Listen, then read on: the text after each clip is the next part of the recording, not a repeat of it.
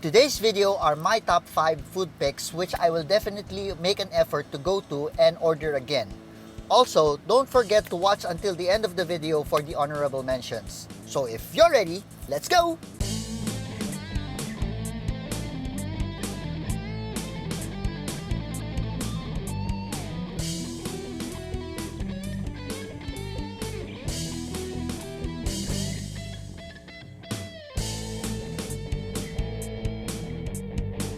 Starting off with the waffles, as you can see, this is huge and is completely covered in cinnamon and sugar.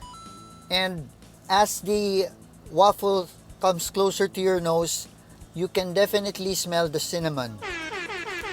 Now this also comes with butter and syrup. Now first, let's taste the waffle on its own, and then afterwards we're going to add the butter and syrup.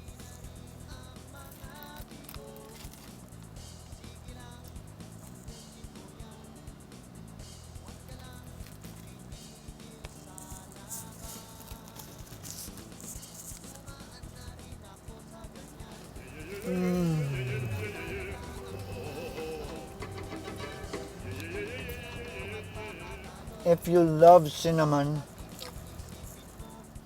this will bring you to cinnamon heaven. I feel like a kid right now, eating candy that's completely covered in cinnamon and sugar. The waffle is crunchy, like toasted bread crunchy, but it is soft in the inside.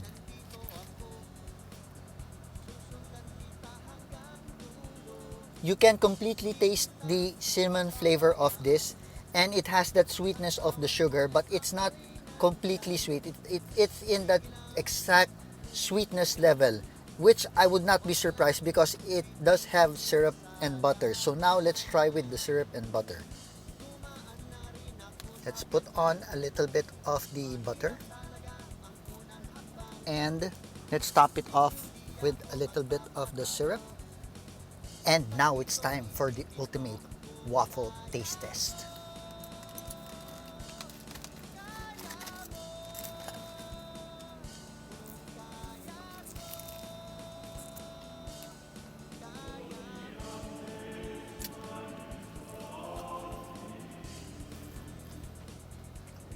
Oh my God. It feels like a bunch of angels fell down on me, carrying me up to heaven. If you love cinnamon, this is really for you. Adding the butter and the syrup does really help elevate the flavor of this.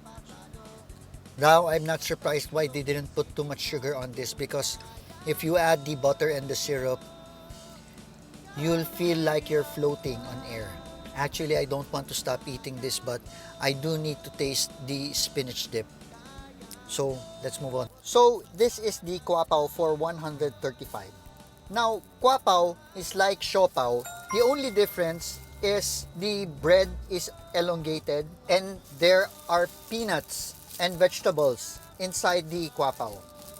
Now, as we look inside the Guapao, you can see a whole piece of roasted pork.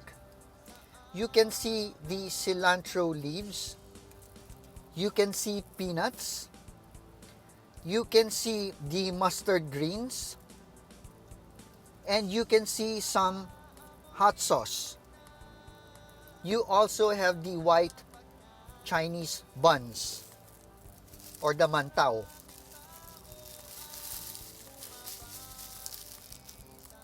Now, let's bite into the Guapao.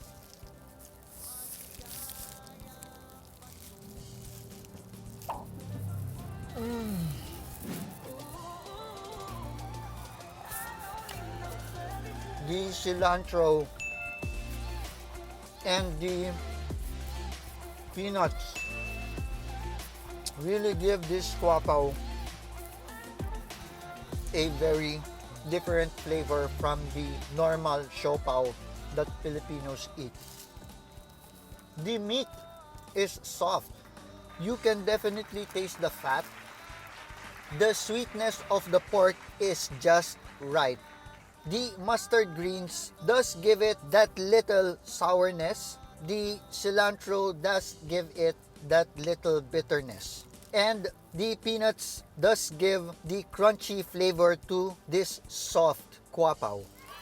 Now, Filipinos usually eat their siopaw or guapao with sweet sauce, but they did not have any sweet sauce because of the pandemic. But if you were to ask me, this guapao is just right. Perfect. One more bite.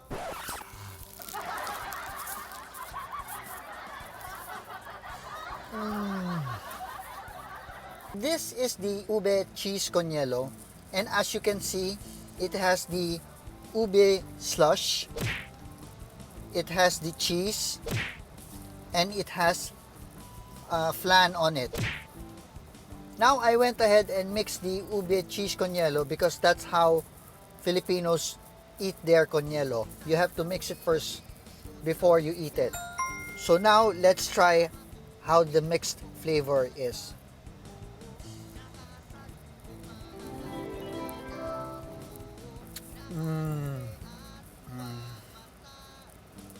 Perfect for a hot day.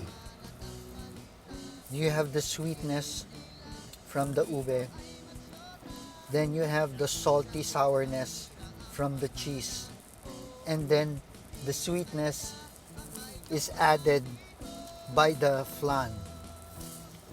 The Ube Cheese Coniello is like a slushy, and the flan does give it an additional milky and sweet flavor.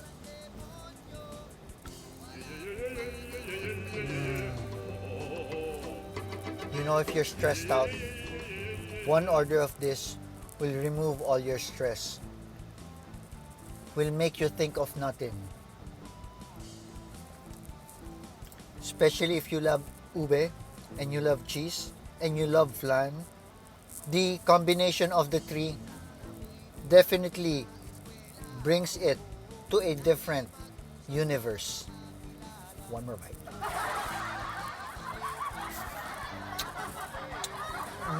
The flan really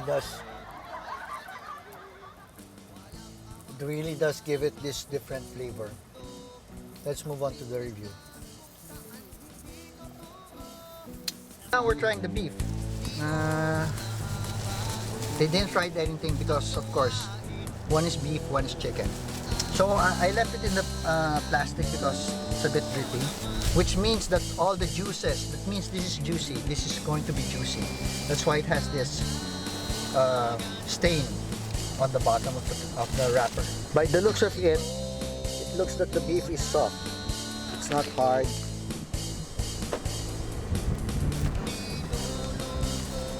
You can see the inside. There's some, doesn't look like onions, beef, tomato, everything how a beef shawarma should look like. The pita bread and the cucumbers. Okay, so let's try this on its own. Let's see how it will fare against the beef cello special.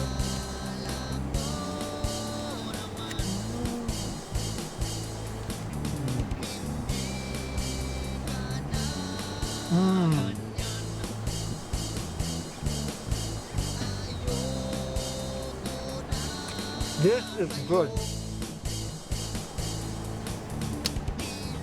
Compared to the beef cello, the beef here has more flavor. It really has more flavor. It's not tough. It's a bit sweet, but not too sweet.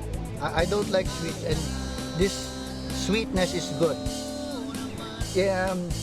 More of kind of beef tapa, if you've had beef tapa before, but with a little more flavor. A little peppery, not too much on the salt, which is good. I think the onions and the cucumbers and the tomato, they all balance out within the flavor of the shawarma. It really tastes good. Let's try with the sauce. Let's see how it will do with the yogurt sauce. Okay, that's enough. With the yogurt sauce,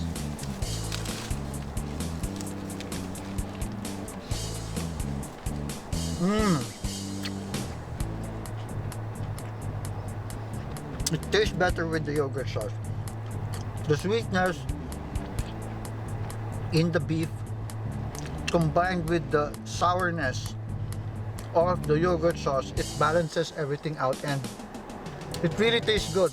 I mean, these two would be a very good combination. Now let's try with the hot sauce.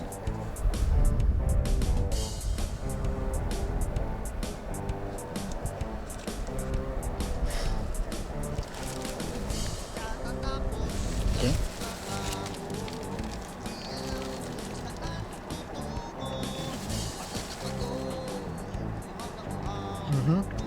With the hot sauce, you don't really taste the sourness, but you taste the kick. So like I said before, if you're really a guy who likes kick in their spice, the hot sauce is the way to go. You won't really taste much of the yogurt, the sweet and sour taste of the yogurt. You'll taste more of the kick. So if you like combination of both, you know, you like sour and sweet, but you still like kick, I'd suggest combination of both, because if you're just going to use the hot sauce, it's more of a kick. It's not more of the taste, it's more of the kick. So now, this is the grilled squid. Now, as you can see with the grilled squid, it has tomatoes, it has onions. As you smell the squid, you can smell a little bit of sweetness. It does really smell like grilled seafood. Now, this place doesn't give forks or spoons, so they gave me a plastic for me to eat with my hands. So let's try the squid on its own first, then let's try with the sauces. I'm going to get some squid and I'm going to put a little of the garlic and tomatoes.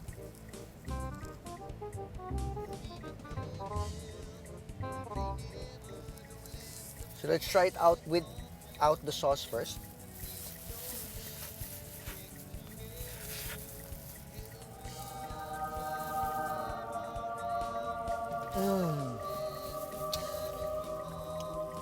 This is one of the most delicious grilled squid I've ever had.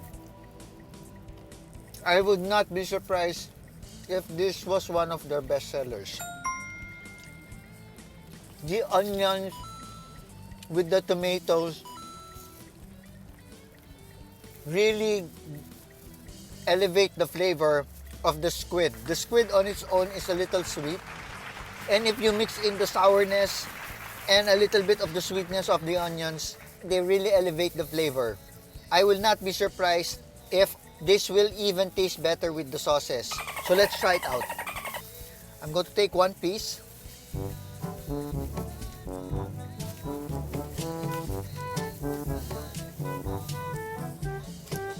And let's try it out with the sauce.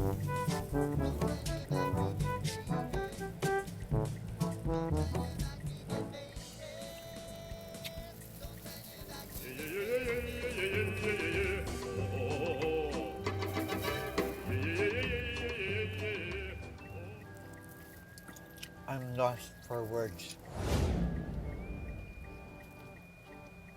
The sauce, as expected, does elevate the flavor of the squid. This would also be a perfect combination. Now, if without the sauce, it's okay, but with the sauce, it will take it to a whole new level. So what I would suggest is order the grilled squid and make sure to use the sauce. So out of all the 21 foods I've tasted out of the 19 places I've visited, I really had a hard time picking those top 5. Now, for the honorable mention, I felt that it needed to be included because the food itself is okay, but with the sauce would definitely elevate the flavor. So, let's check it out. As you can see, the kofta balls are beef kebabs made into balls.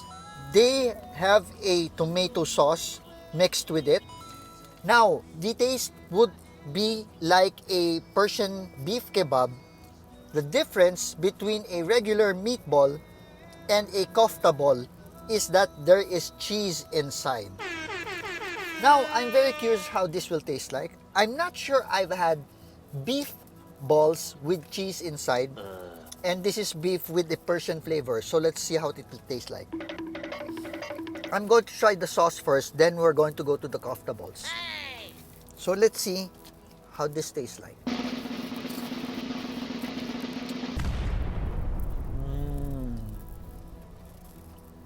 Okay. So it tastes like Italian spaghetti sauce, which means it's a little bit sour, and you can taste a little bit of a grill to the tomato. Now, let's taste the kofta balls by its own, then let's mix it with some sauce. So here you have a kofta ball. Let's see how it will taste like.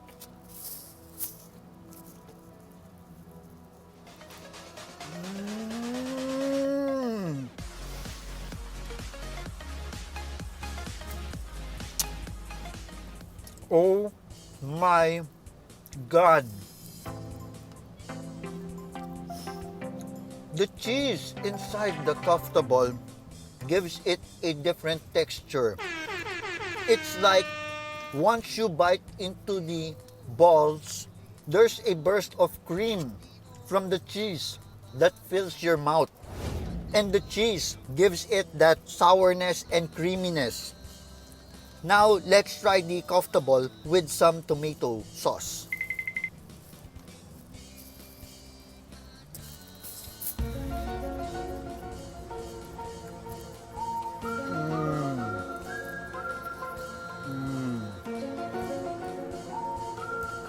So, if you love meatballs and spaghetti, this definitely comes close to that without the pasta, but with a Persian taste to it. I'm guessing this would taste better with the yogurt sauce. So let's try that out. So let's get a piece of a kofta ball. Dip it in some yogurt. Let's check it out.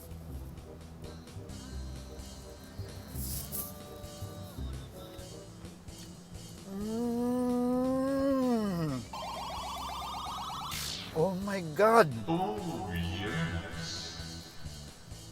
The kofta ball with the yogurt dressing is a perfect combination. Oh my God! So you have the creaminess of the cheese within the kofta ball, and then you have the creaminess of the yogurt dressing. It gives this kofta ball something I've never tasted before.